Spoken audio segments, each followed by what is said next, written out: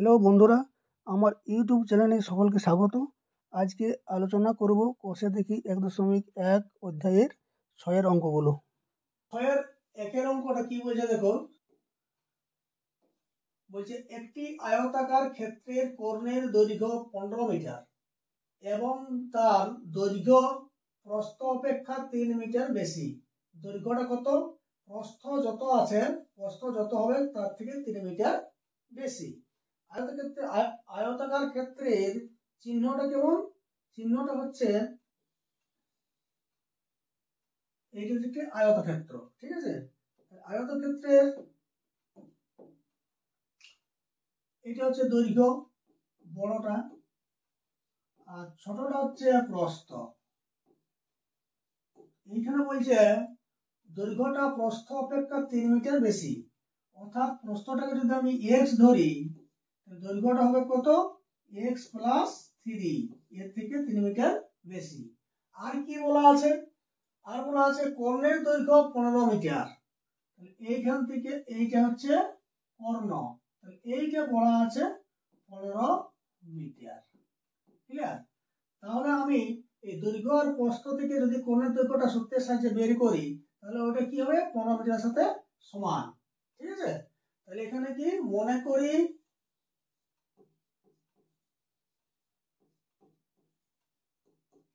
প্রস্থ সমান x metre, তাহলে দৈর্ঘ্যটা কত হবে? এর থেকে 3 মিটার বেশি, অঙ্কটাই বলাই আছে। তাহলে হবে x প্লাস 3 মিটার।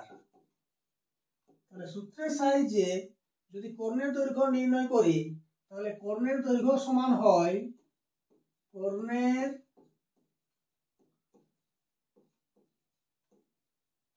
দৈর্ঘ্য সমান √, দৈর্ঘ্য স্কয়ার তার বর্গ যুক্ত প্রস্থ তার বর্গ। ক্লিয়ার? তাহলে সমান দৈর্ঘ্য আমি ধরেছি x প্লাস 3 তার বর্গ প্লাস প্রস্থ ধরেছি x, তাহলে এটা হচ্ছে x স্কয়ার। এই মানটা বলা আছে কত? কোণের দৈর্ঘ্যটা অলরেডি বলা আছে 15 মিটার। তাহলে অতএব শর্তানুযায়ী বা প্রশ্নানুযায়ী √, x প্লাস 3 তার হোল স্কয়ার সমান x স্কয়ার সমান 15। যদি এটাকে সরল করি তাহলে কি হবে?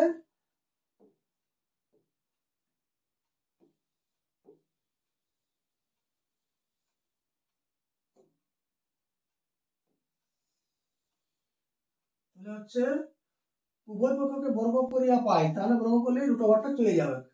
উভয় পক্ষকে বর্গ করিয়া পাই, উভয় পক্ষকে বর্গ করিয়া পাই।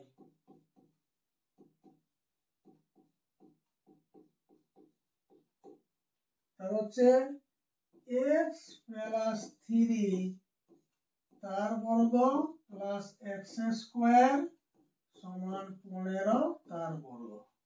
তাহলে অর এটা হচ্ছে x square plus 2ab, 2 into x into b plus b square মানে 3 স্কয়ার প্লাস x স্কয়ার সমান 15 15 গুণ করলে 225। ঠিক আছে, অর x স্কয়ার প্লাস 3 দুগুণে 6x প্লাস 3 থেকে 9 সমান x স্কয়ার, এটা সেটা নিয়ে গেল হচ্ছে 225 সমান 0। তাহলে অর x স্কয়ার আর x স্কয়ার পাওয়া গেল 2x স্কয়ার, এটা প্লাস 6x আর করছে মাইনাস 9 15 বলবে 6 1 আর 2 216। এখান থেকে যদি 2 কমন নেওয়া হয় তাহলে পড়ে থাকছে x square plus 3x plus 108 সমান 0। তাহলে or x square plus 3x minus 108 সমান 0/2 সমান 0।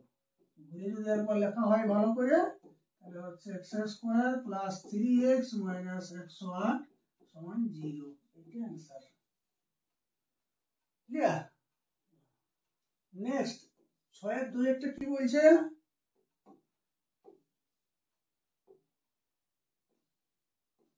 6-2 এখানে বলছে এক ব্যক্তি 80 টাকায় কয়েক কিগ্রা চিনি ক্রয় করলেন। যদি ওই টাকায় তিনি আরো 4 কিগ্রা চিনি বেশি পেতেন তবে তার কিগ্রা প্রতি চিনির দাম 1 টাকা কম হতো।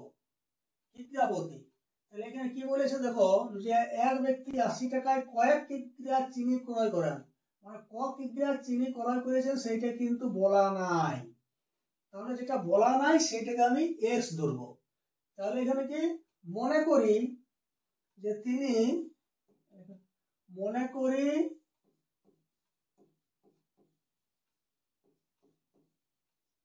ব্যক্তিটি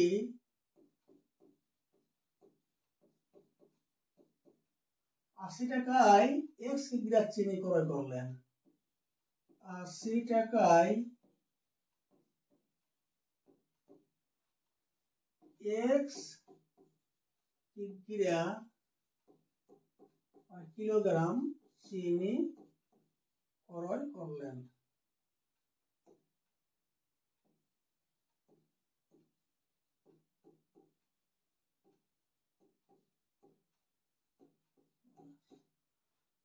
তাহলে এক্স কিগ্রা যদি চিনি ক্রয় করেন তাহলে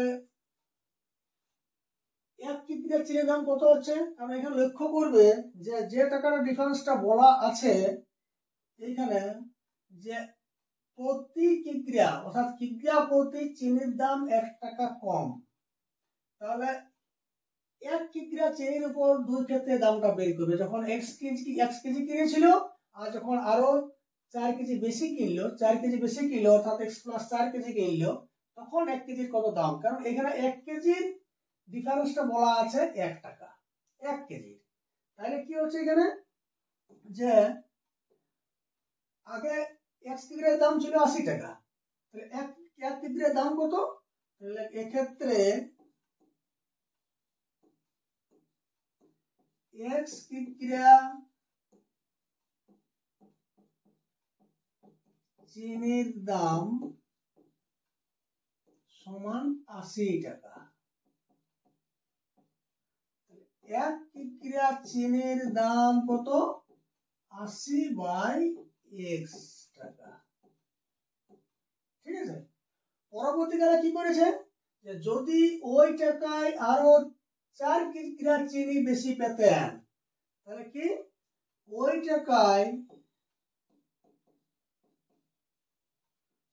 মানে কত? 80 টাকায়, ওই টাকায় অর্থাৎ, আচ্ছা এটা দরকার নাই, কি হচ্ছে আবার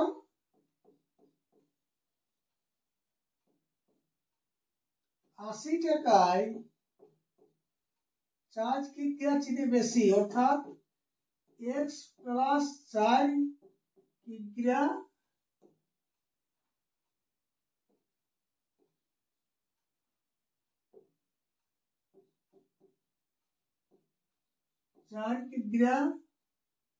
চিনি কিনলে কিগ্রা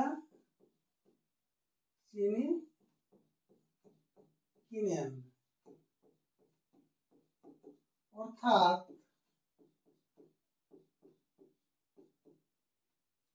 x প্লাস 4 কিগ্রা চিনির দাম কত টাকা? 80 টাকা। 1 কিগ্রা চিনির দাম কত? 80/x প্লাস 4 টাকা। অঙ্কটা বলেছে দেখো 1 টাকা কম হতো যদি x প্লাস 4 কিগ্রা চিনি কিনে, তাহলে এইটাই বলছে 1 টাকা ওর কম পড়তো, প্রতি কেজি 1 টাকা কম পড়তো। তাহলে এইটাই 1 টাকা বেশি ঢুকে আছে, 80/x এক্স এইটাতে, ঠিক আছে। 80/x এই টাকাটাতে ওর 1 টাকা বেশি ঢুকে আছে। তাহলে অতএব শর্তানুযায়ী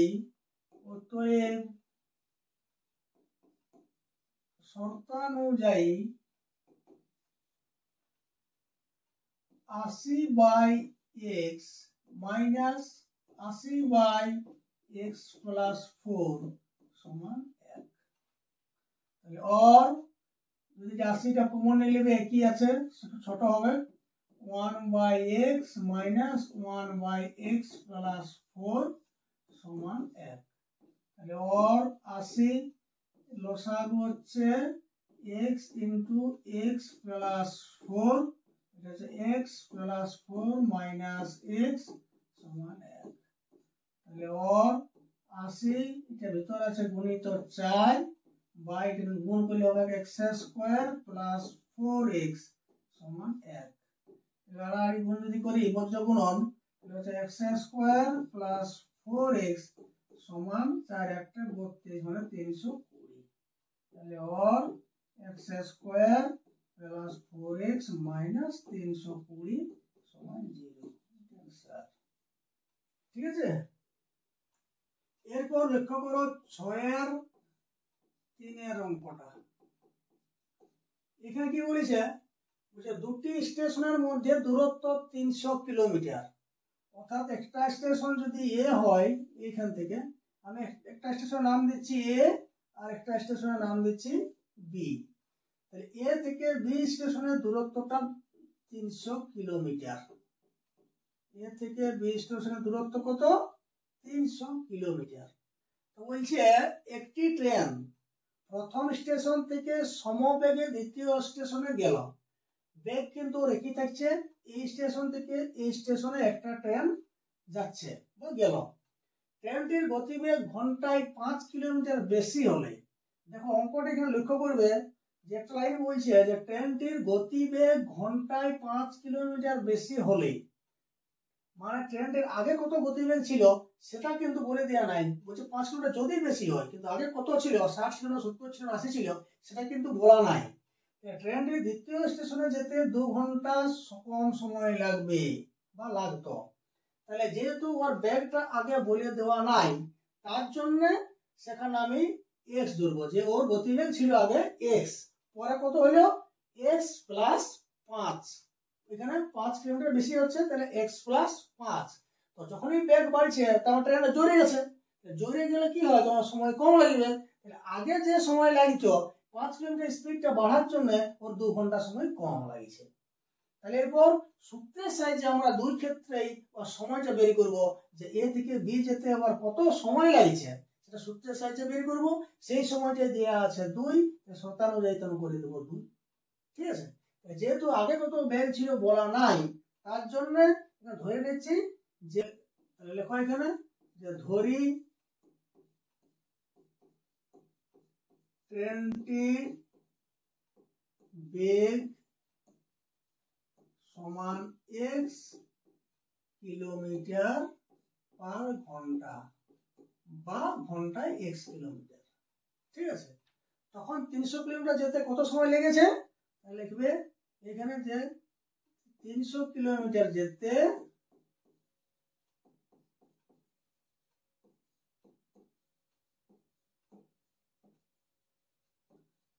সময় লাগে সমান, সূত্রটা হচ্ছে অতিক্রান্ত দূরত্ব, খেয়াল রাখবে, অতিক্রান্ত দূরত্ব বাই গতিবেগ বা বেগ, গতিবেগ বা বেগ। তাহলে সমান অতিক্রান্ত দূরত্ব কত, 300 কিলোমিটার, আর বেগ কত x, এত ঘন্টা। ঠিক আছে। এখন বলছে কি যদি 5 কিলোমিটার বেশি হয়, তাহলে এখানে লেখো যে পরে গতিবেগ x প্লাস 5 কিলোমিটার বেশি, তার জন্য x প্লাস 5 কিলোমিটার পার ঘন্টা হলে ট্রেনটির সময় লাগতো, ট্রেনটির সময় লাগতো সমান অতিক্রান্ত দূরত্ব বাই গতিবেগ। একই সূত্র, তাহলে 300 বাই x প্লাস 5 ঘন্টা। কি বলছে যে যেহেতু গতিবেগটা ওর বাড়ছে তাহলে তাড়াতাড়ি পৌঁছবে, সেটা কত তাড়াতাড়ি পৌঁছবে না 2 ঘন্টা আগে পৌঁছবে, মানে 2 ঘন্টা কম সময় লাগবে। তাহলে এইটাই 2 ঘন্টা কম আছে, তাহলে এইটাই বেশি আছে। তাহলে কোনটা বেশি? এইটা বেশি, কারণ এই বেশি সময় নিয়েছে। আর পরে স্পিডটা বাড়ার জন্য এইটা কম সময় নিয়েছে, এইটা বেশি আছে, তাহলে এইটা বড়, তাহলে এইটা আগে লিখবো। তাহলে শর্তানুযায়ী বা প্রশ্নানুযায়ী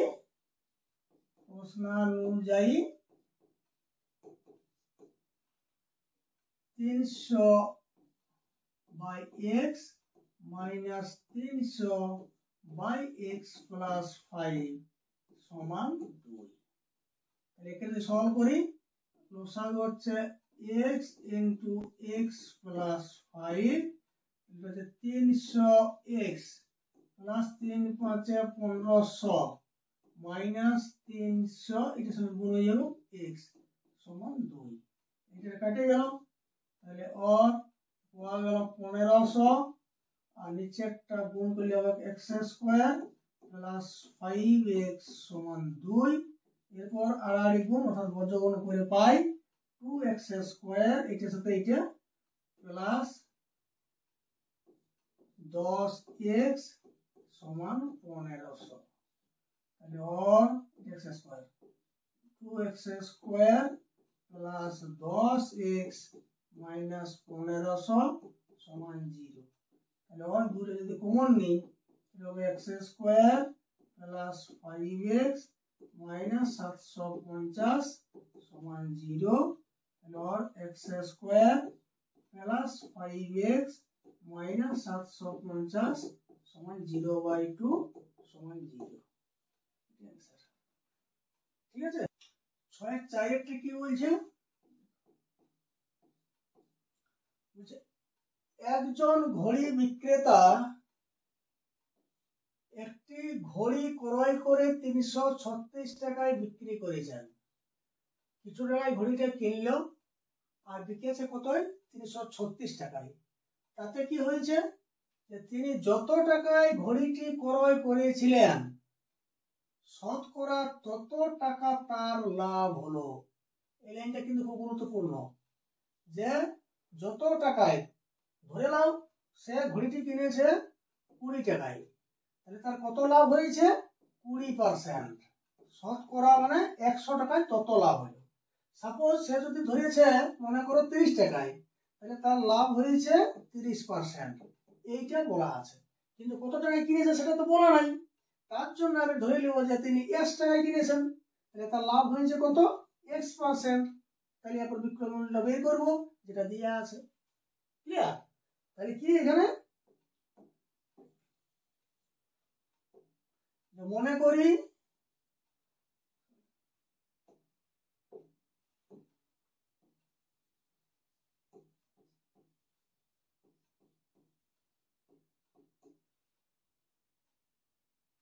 তিনি বা ঘড়ি বিক্রেতা x টাকায়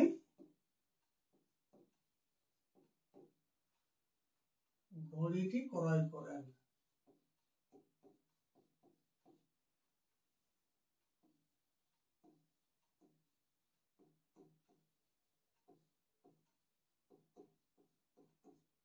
তাহলে তার লাভ হয় কত?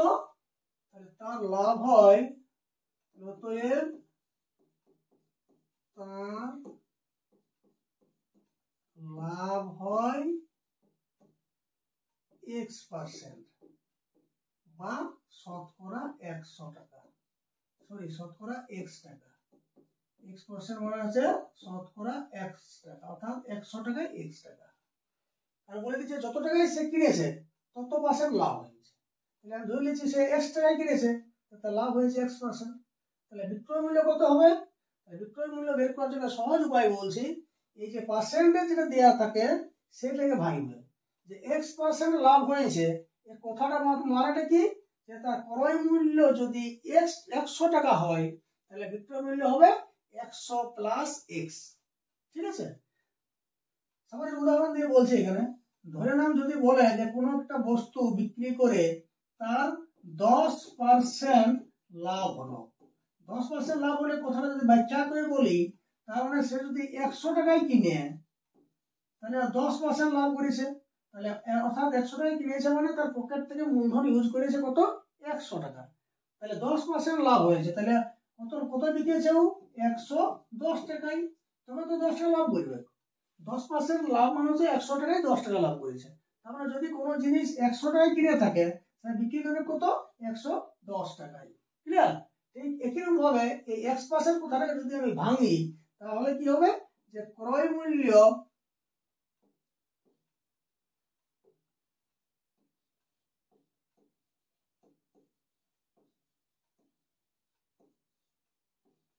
সমান 100 টাকা হলে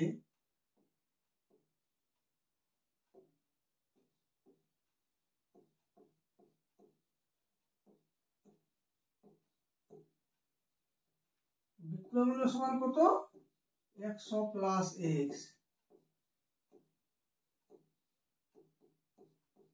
100 প্লাস x টাকা। ঠিক আছে, তাহলে ক্রয় মূল্য 1 টাকা হলে বিক্রয় মূল্য হবে কত, ও কি কিনে হবে 100 বাই x বাই 100 টাকা। তাহলে ক্রয় মূল্য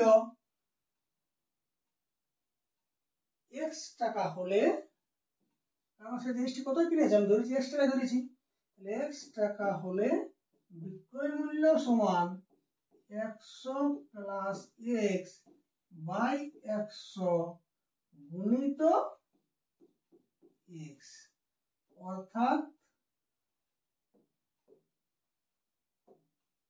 যদি গুণ করে দিই তাহলে পাবো আমি 100x plus x square by 100। এটা হচ্ছে বিক্রয় মূল্য।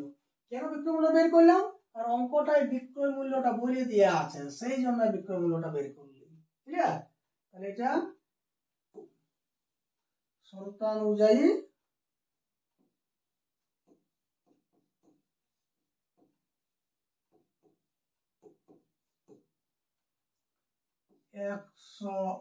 x plus x square by 100 সমান 336 টাকা। তাহলে যদি বর্গমূল করি এটাকে সাজায় লিখছি, x স্কয়ারটাকে লিখছি প্লাস 100x সমান এটাকে গুণ করলে আড়াআড়ি গুণ করলে পাবো এটা 33 6 দুটো 0, তাহলে और x square plus 100x minus 33 6 দুটো 0 সমান 0। ঠিক আছে, 6 আর 5 এরটা কি বলছে দেখো, স্রোতের বেগ ঘন্টায় 2 কিলোমিটার হলে রতন মাঝির স্রোতের অনুকূলে 21 কিলোমিটার গিয়ে ওই দূরত্ব ফিরে আসতে 10 ঘন্টা সময় লাগে।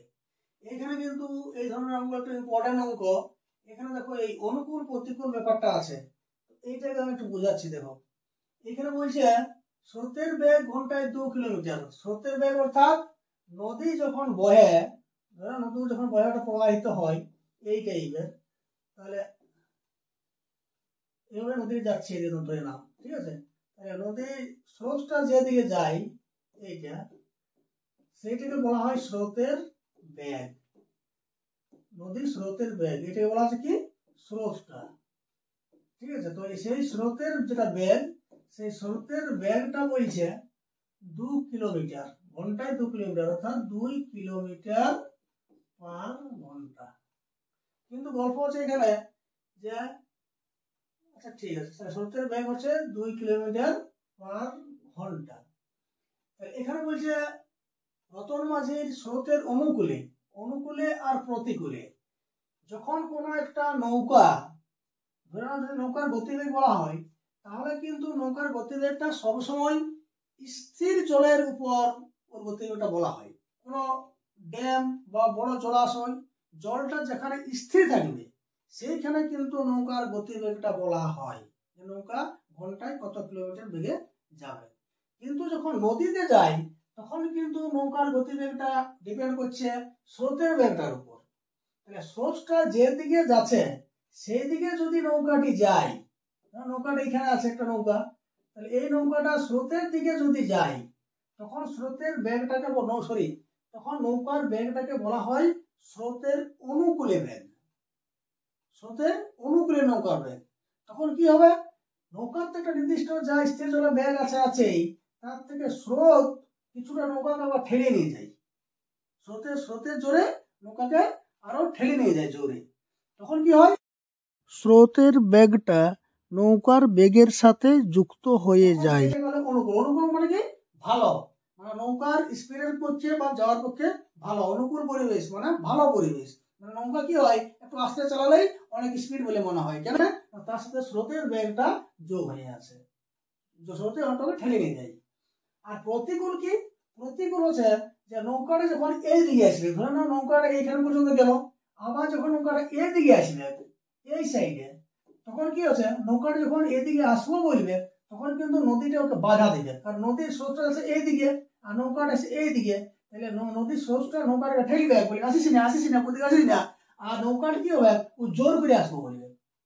তাহলে স্রোতের বেগ থেকে যখন নৌকার বেগটা বেশি হয়ে যাবে তখন একটু বায়া আসবে, কিন্তু ওই স্পিডটা তখন কমে যাবে। কেন কমবে, স্রোত তোমাকে ঠেলছে, তাহলে স্রোতের বেগটা তখন মাইনাস হয়ে যায়। ধরে নাও একটা জিনিস, যে একটা নৌকাটি কত পথ যাচ্ছে, 21 কিলোমিটার। তাহলে এইখান থেকে মনে করো নৌকাটি যাচ্ছে এইখান থেকে এই ডিস্টেন্সটা আমি বলছি 21 কিলোমিটার। নৌকাটি যখন 21 কিলোমিটার যাচ্ছে তখন অনুকূলে যাচ্ছে, মানে অর্থাৎ নদীটি যেদিকে জলটা বইছে সেদিকে নৌকাটি যাচ্ছে। আবার ওইখান থেকে ফিরে আসছে, ফিরে যখন আসছে তখন কিন্তু নৌকাটা এদিকে যেহেতু ফিরে আসছে তখন কিন্তু প্রতিকূলে ফিরে আসছে, কারণ নৌকার জলটা এদিকে যাচ্ছে আর অর্থাৎ নদীর জলটা এদিকে বইছে আর নৌকাটা এসছে এদিকে, ফিরে আসার সময় কি হবে, প্রতিকূলে আসছে। তাহলে এখানে কি বলা আছে, তাহলে মোট সময় লেগেছে 10 ঘন্টা, কারণ এইখান থেকে যাতে আবার এখান থেকে আসতে নৌকাটির মোট সময় কত লাগছে, 10 ঘন্টা। এখানে কিন্তু নৌকার বেগটা বলা নাই, স্থির জলে নৌকার বেগটা বলা নাই। এখানে কি মনে করি, ধরে নিচ্ছি ওইটা, যে মনে করি স্থির জলে, এটা কিন্তু খেয়াল রাখবে, স্থির জলটা যখন দাঁড়ায় থাকে সেই সময় স্থির জলে নৌকার গতিবেগ সমান x কিলোমিটার পার ঘন্টা স্থির জলে।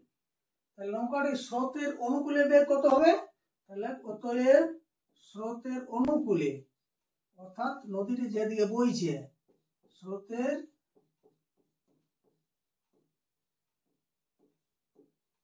অনুকূলে নৌকার বেগ সমান কি হয়, স্থির জলে নৌকার বেগ অর্থাৎ x যুক্ত স্রোতের বেগ। স্রোতের বেগ কত বলা আছে, 2 কিলোমিটার, 2x প্লাস 2 কিলোমিটার পার ঘন্টা। ঠিক আছে, আর তখন আচ্ছা স্রোতের অনুকূলে বেগ হচ্ছে x প্লাস 2 কিলোমিটার পার ঘন্টা। তাহলে যেতে কত সময় আছে অনুকূলে, তাহলে 21 কিলোমিটার যেতে 21 কিলোমিটার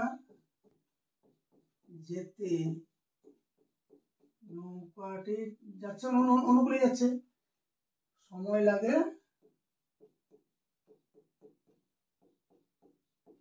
সমান, যদি গতিবেগ বলা থাকে আর অতিক্রান্ত দূরত্ব বলা থাকে তাহলে সময় হবে সমান অতিক্রান্ত দূরত্ব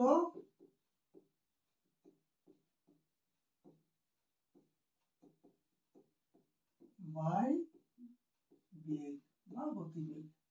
তাহলে এখানে 21 বাই x প্লাস 2 ঘন্টা। ক্লিয়ার? এরপর যেতে সময় লাগলো 21/x+2 কিলোমিটার। ফিরে যখন আসবে তখন প্রতিকূলে ফিরে আসবে। তাহলে প্রতিকূলে বেগ কত হবে? এখানে লেখো যে নৌকাটির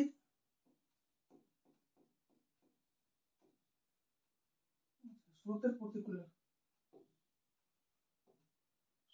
প্রতিকূলে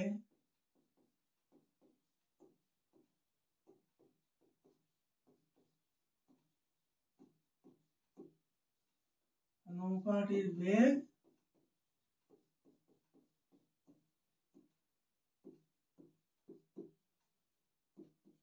সমান x - 2 নৌকার স্থির নৌকার বেগ বিযুক্ত স্রোতের বেগ এত কিলোমিটার পার ঘন্টা। ঠিক আছে, তখন কত সময় লাগবে?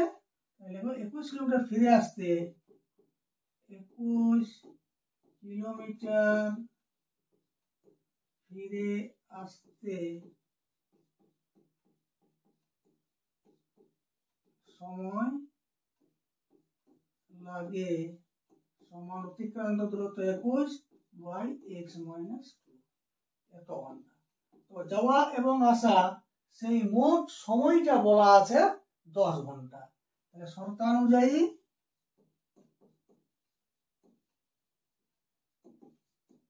21/x+2 প্লাস 21/x - 2 যাওয়ার সময় এইটা, ফেরার সময় এইটা, সেই মোট বলা আছে 10 ঘন্টা। ক্লিয়ার? তাহলে এরপর এটা সরল করবো। হ্যাঁ,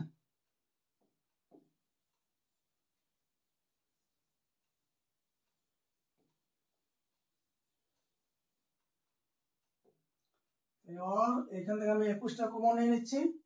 তাহলে 21 কমন নিলে থাকছে 1/x+2 প্লাস 1/x - 2 সমান 10। তাহলে আর 21 কমন নিচ্ছি, এখানে হচ্ছে x+2 ইন্টু x-2 x-2 লসাগু করলে এটা পাচ্ছি x, এটা +2 সমান 10। তাহলে আর 21 এই 2 2 কেটে গেল, উপরে হচ্ছে 2x। এটা বুঝতে পারলে তো? এখানে দেখো লসাগু করলে মানে এটা আলাদা এটা আলাদা, এটা গুণ হয়ে যায় x+2 x-2, x+2 x+2 আছে, যেটা নাই সেটা এখানে হবে x-2। এটা আগে কি আছে x-2 আছে, তো এটা সাথে গুণ হবে। হ্যাঁ, তাহলে 2x বাই গুণ করলে a + b into a - b, a square - b square অর্থাৎ x² - 4 এই সূত্র লাগাইলাম। এখানে a + b into a - b, a কার আছে দেখো এটা, তাহলে কি হবে a স্কয়ার - b স্কয়ার, সবটা গুণ না করে সহজে পাওয়ার উপায়। ঠিক আছে, তাহলে সমান 10। তাহলে और गुण করলে হচ্ছে 21 × 2 = 42x বাই x² - 4 সমান 10। और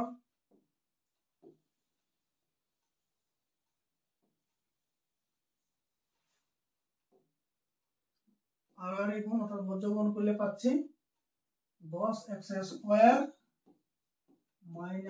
40 সমান 42x।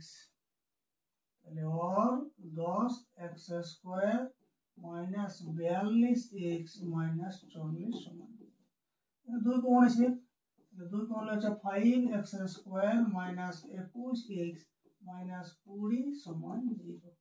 তাহলে और 5x² - 21x - 20 সমান 0। आंसर। ঠিক আছে।